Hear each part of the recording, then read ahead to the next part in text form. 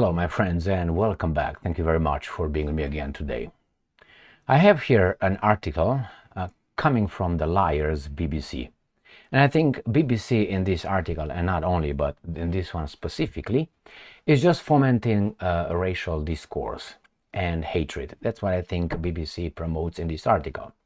Either this person doesn't know what I'm guessing, what she's talking about, or she's just as that American saying that I usually use, which is if you have in your toolbox, in your mental toolbox, in your worldview, only a hammer, you'll see nails everywhere. If you have a race in your head, all right, or racism in your head, you're gonna see it everywhere. Like, for instance, you're gonna ask me, or you're gonna call me names because I like, somehow you think, you infer from your worldview, through which, the lens through which you look at the world, that I am somehow of that kind. Or if I like to have a black car, is because I like to oppress the color black. I mean, idiots are everywhere. What am I talking about? This person here, this person's name, I think she's a woman, I don't give a shit anyway. Her name is Danai Nesta Kupemba. I'm guessing that person is of African descent because we're talking about Africa here. I have nothing against Africa. I think I have against BBC and the person who writes this garbage, and I'm going to show you the title here. BBC News, Black Tax, end quote, why some young Africans want to stop sending money back home.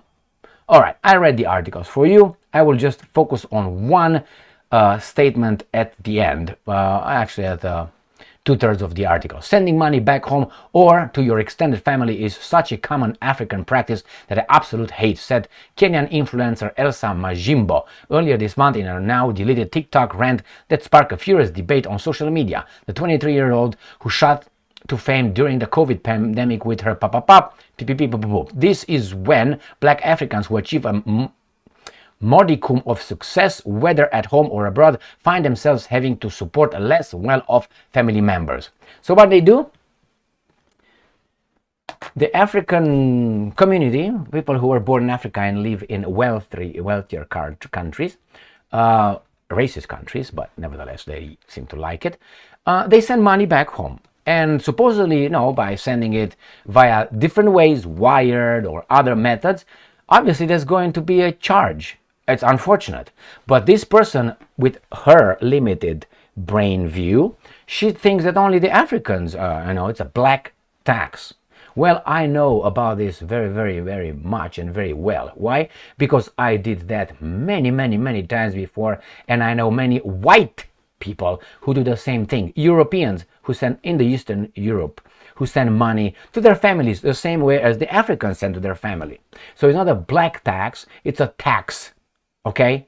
But nevertheless, they make it as sound as such. And I'm going to show you one little conclusion that, again, they have the same worldview, the same lenses, but nevertheless, here it is. The system of oppression that concentrated resources in the hands of the colonial power or a tiny minority of settlers made it impossible for the minority to accumulate assets. That is a lie. I came to the United States of America with my hand in my ass. And again, I gotta tell you, I'm having a fantastic financial life. Economic fan, and I'm going to tell you the secret. But let's talk about what these people are just looking at. They give us all kind of examples and interviews with different people of African descent who live in Europe, and they say, it's just we send the money and that's taxed obviously by the fees operated by different wire companies. I did that all my life. I'm going to tell you, I sent tens of thousands of dollars.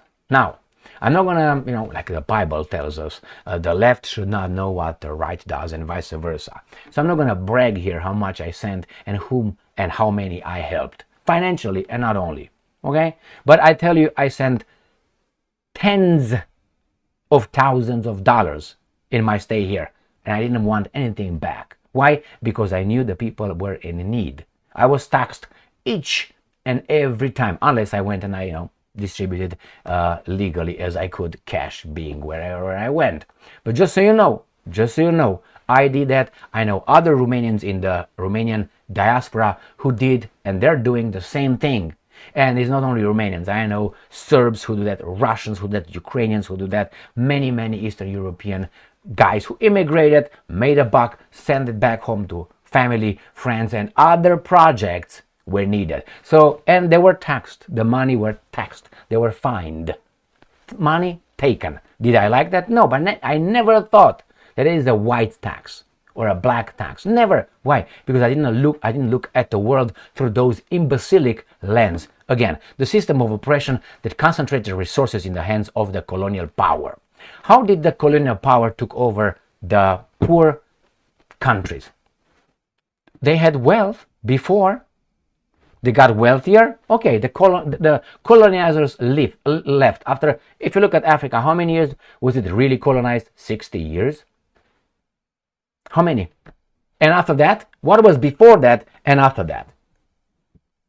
You're free. That 60 years destroyed everything. But only in some countries. In others, no, they didn't. Like, let's say, for instance, India. Somehow India is very good, doing very well. And it was under the crown's colonialism, right? I'm not going to go deeper than that because I can go on and on with this garbage. All right? So that's my point here. It's not a black tax. It's not a white tax. It's a tax. And that you have to pay. Now, let me tell you the secret to succeed in the West through your own, or in the West, in Europe through your own power. It's a behavior. It's an attitude.